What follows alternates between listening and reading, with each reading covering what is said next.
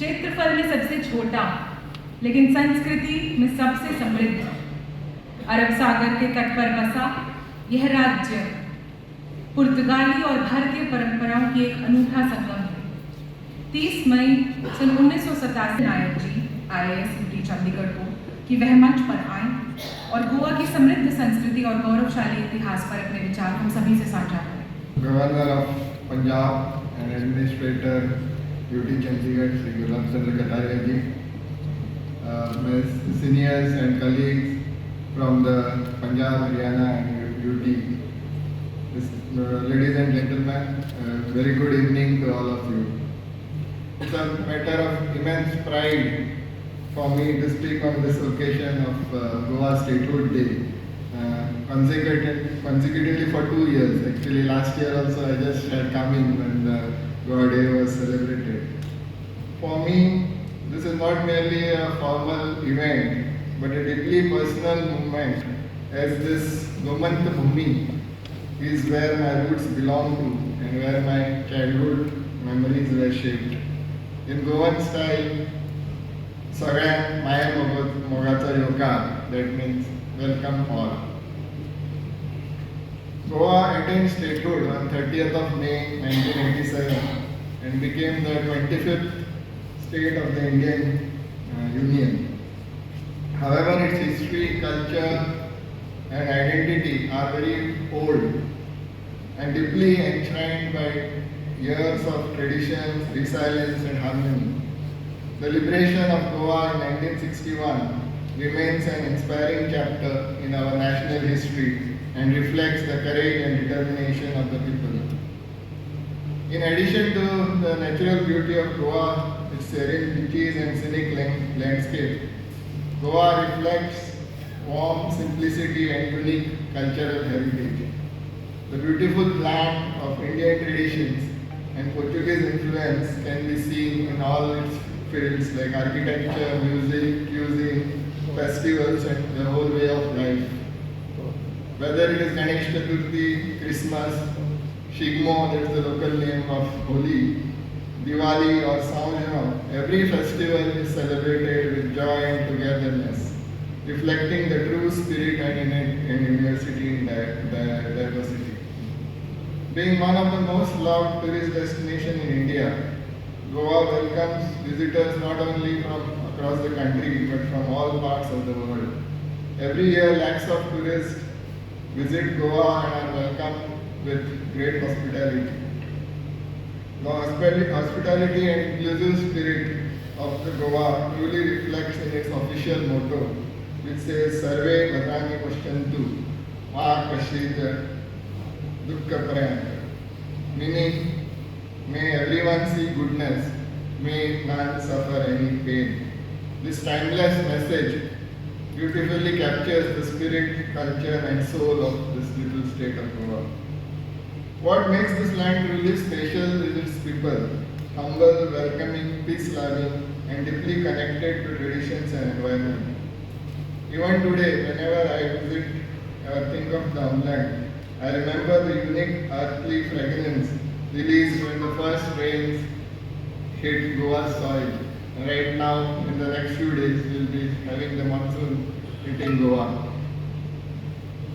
The aura created inside the homes and also during the temples and church prayers is overwhelming and has the strong sense of community that defines life there. Goan food and coconuts share an inseparable bond, and this is a nostalgia for all who have visited Goa. Goa, while the international pop culture often portrays Goa through a largely Catholic lens of whitewashed churches, villas and western music, the reality of Goan society is predominantly rooted in Hindu traditions. Hindus make up roughly 66% of the people according to census data, and deep Hindu ethos has survived centuries of Portuguese rule. Some points which I just want to mention: about 450 years, while the other parts of India are getting lesser years. Goa was finally liberated on 19th of December 1961 after the Indian Army launched Operation Vijay. And so Goa got its liberation about 14 years after the whole of India was liberated. That again makes it the longest time we had the colonial rule. As Prasad sir mentioned about Telangana and Punjab links, Punjab also has links with the Goa's freedom struggle and also the liberation of Goa. During the Goa's freedom struggle in 1955, Shahid Karnail Singh Isru, he was shot dead by the Portuguese army, and he was from Punjab.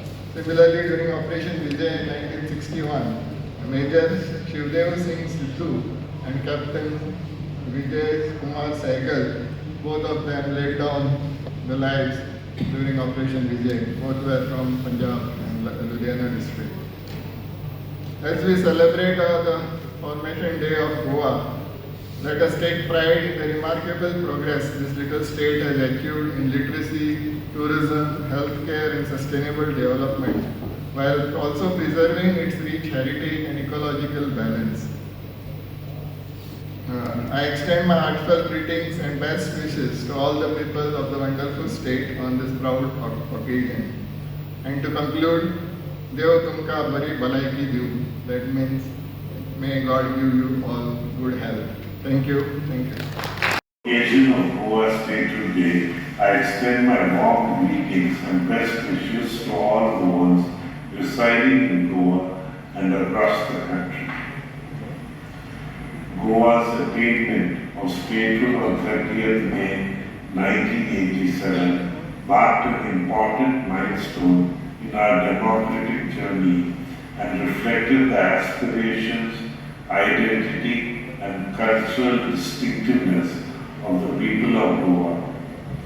Over the years, Goa has continued to contribute significantly to the nation through its spirit of harmony, openness, and cultural richness. An opportunity to celebrate the larger idea of India, a nation strengthened by its extraordinary diversity.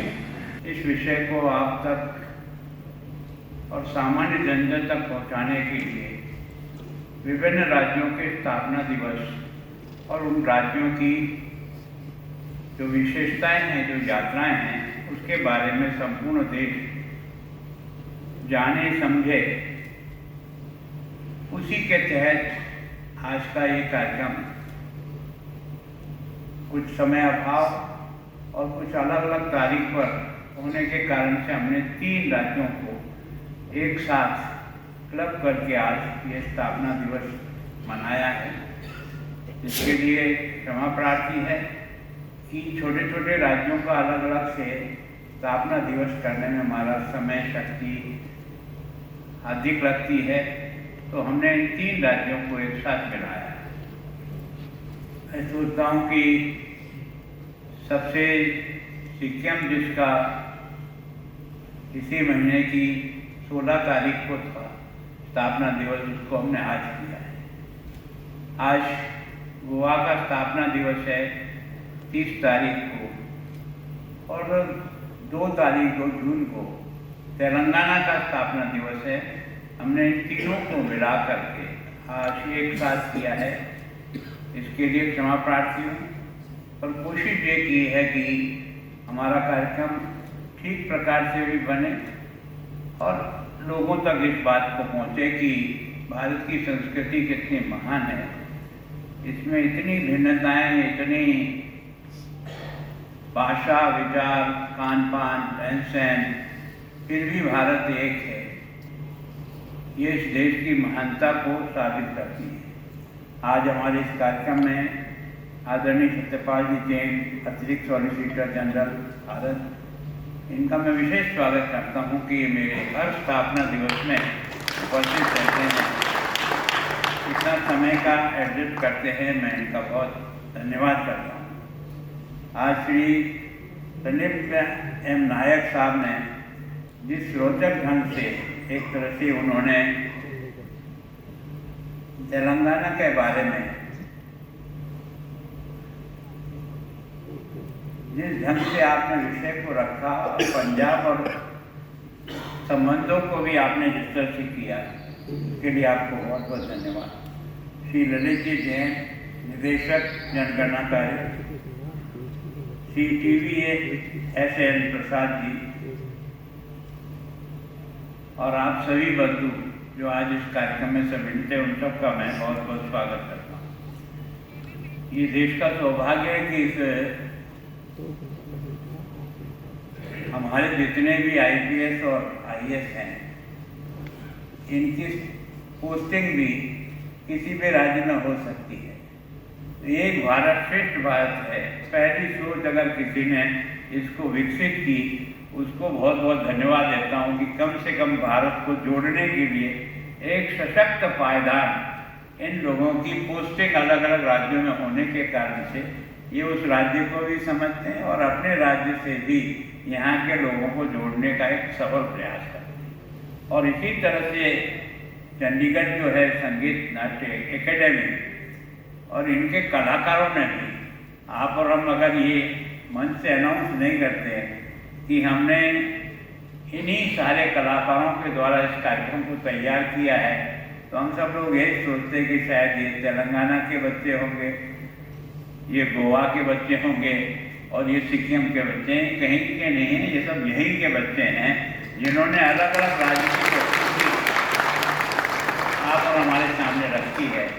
तो सच में मैं इस academy के सभी बंधुओं का बहुत आभारी हूँ कि वास्तव में हमारे कार्यक्रम को सजीव बनाने में आपके इन कलाकारों का बहुत बड़ा योगदान है, जिसके कारण से इस कार्यक्रम में एक विशेषता आ जाती है। अब मैं सोचता हूँ कि सिक्किम जो है वो एक ऐसा प्रदेश है, ये जो कंचनजंगा है, इसमें हर समय बर्फ अगर देखना है तो कंचनजंगा की पहाड़ी पर जमा हुआ दिखेगा।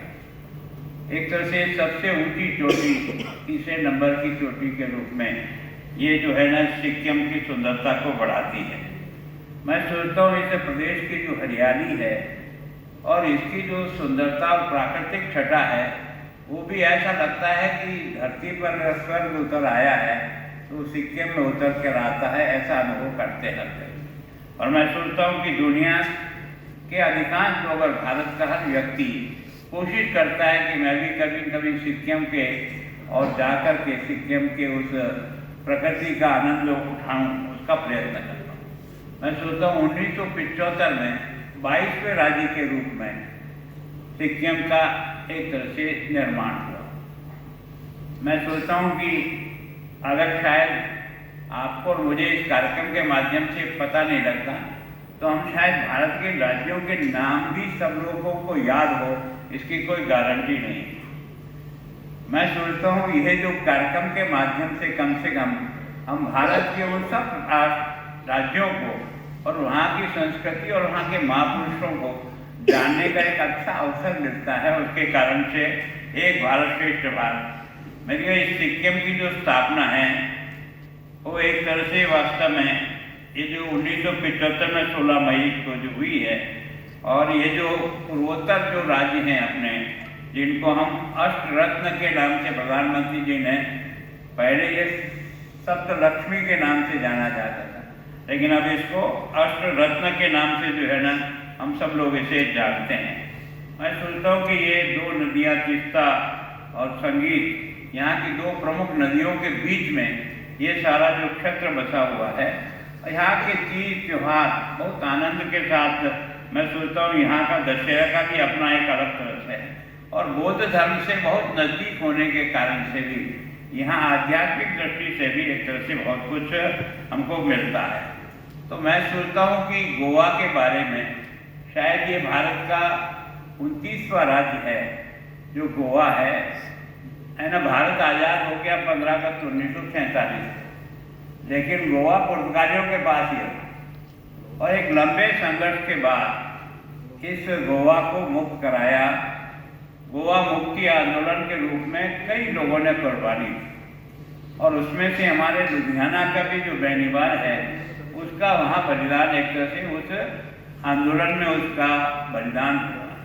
तो मैं सोचता हूँ कि इस कहाँ हम पंजाब में रहते हैं, कहाँ गोवा है, और गोवा की आज़ादी के लिए संपूर्ण भारत के लोगों ने जिस प्रकार से गोवा मुक्ति आंदोलन के शरीक होकर के गोवा को मुक्त कराया, और गोवा मुक्त हुआ था आपने देखा कि 1961 में जाकर,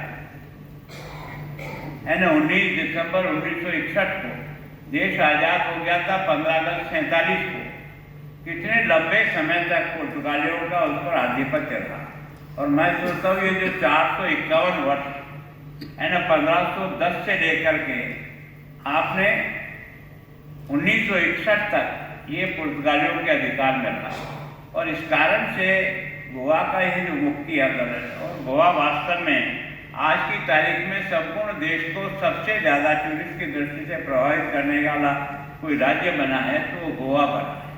और मैं सोचता हूँ कि जब हम एक राज्य के लोग दूसरे राज्य में जब घूमने जाते हैं तब हमें पता लगता है कि भारत की इस भूमि ने किस प्रकार की सुंदरता को बिखेर के रख दिया है।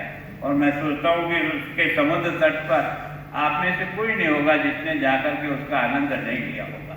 तो मैं सोचता हूँ कि इस प्रकार के जो हमारे सारे के सारे जो प्रदेश हैं, इसी तरह से आपने देखा होगा कि ये जो हमारा तेलंगाना जो बना है, मेरे हिसाब से गोवा 25वां राज्य बन गया नहीं, और 29वां बना है तेलंगाना, क्योंकि तेलंगाना भी एक तरह से आंध्र का हिस्सा था, लेकिन तेलंगाना की आंदोलन प्रारंभ से चलते रहे, और इसके कारण से 2014 में जाकर के इसने अपना एक राज्य का आकार लिया।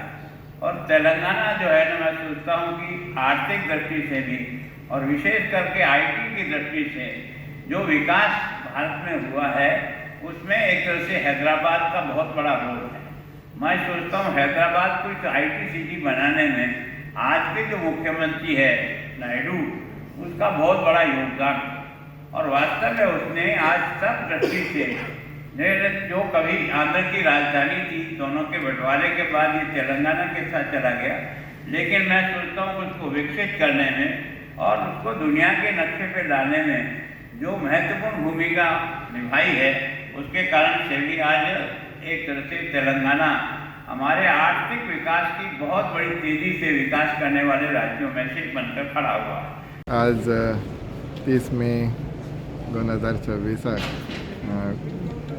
पंजाबचे राज्यपाल आणि चंदीगड ॲडमिनिस्ट्रेशनचे ॲडमिनिस्ट्रेटर श्री गुलाबचंद कटारिया जी यांनी हांगा गोवा डे सेलिब्रेशन्स आयोजीत केल्ले पंजाब लोक भवनात, आणि हाका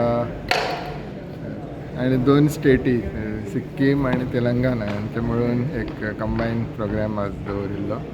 गव्हर्नर सर हांगा उपस्थित आशिल्ले आणि बाकी स्टेटींतले जे कोण हांगा रावतात तांकां सगळ्यांक त्यांनी ट्राय केल्ले आपोवपाक, आणि एक छोटीशी कार्यक्रम केल्लो, तातूंत थोडे कल्चरल परफॉर्मन्सीस जे हांगाचे चंदीगड साहित्य कला अकादमी त्यांच्या भुरग्यांनी प्रस्तूत केल्ले। गव्हर्नर सरान स्पीच दिवन पंजाब आणि गोवा, पंजाब आणि तेलंगाना यांच्या भितरले जे कल्चरल आणि जे फ्रिडम फायटर टायज आसा त्याच्या बद्दल उलयल्ले। त्यांनी श्रेष्ठ एक भारत श्रेष्ठ भारत ह्या संकल्पे खाला जो प्रायम मिनिस्टरान तो संदेश दिल्लो की सगळ्या लोकभवनान सगळ्या स्टेटींचे फॉर्मेशन डे मनोवचे, त्याचो उद्देश कितें आसा ते सांगले। आज हो प्रोग्राम आतां जाल्लो। तुमकांय उलोवपाची संद मेळ्ळी, ते कशें पळयता? म्हाका एक आज उलोवपाची संद मेळ्ळी। गोंयचो एक ऑफिसर हांगा चंदीगडा पोस्टेड आसा, त्याच्या निमतान म्हाका हांगा उलोवपाक मेळ्ळें। लास्ट इयर एक्चुली हांव पोस्टींग जालें आनी मागीर हांगा हें जाल्लो प्रोग्राम जाल्लो, आनी लास्ट इयरूय हांव हांगा स्पीच दिल्ली। हांव गोंया बद्दल लोकांक मातशी म्हायती करून दिवपाचो प्रयत्न केलो। तर गोंयचे इतिहास कितले वर्स 450 वर्सां गोंय पोर्तुगीज आशिल्ले त्याच्या बद्दल म्हायती दिली, आनी मागीर गोंयाचें लिबरेशन 61 जालें, तातूंत पंजाबचे जे फ्रिडम फायटर्स आनी जे आर्मी मॅन आशिल्ले तेंचे कंट्रिब्युशन, ते मार्टर जाल्ले तेंचे बद्दल थोडे म्हायती दिली। आनी गोंयची संस्कृती गोंयचे कल्चर हेच्या बद्दल म्हायती सगळ्यांक दिली.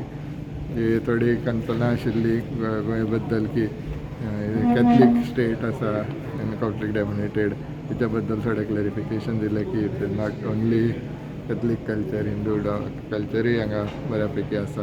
ट्रेडिशनली टेम्पल्स आसा, चर्चीज आसा, सगळ्याचो एक मेळ हे आसा आनी लोक हांगा हार्मोनीन आनी पिसफुली रावता. हे एक मेजर खासियत गोंयची म्हणपाक जाता.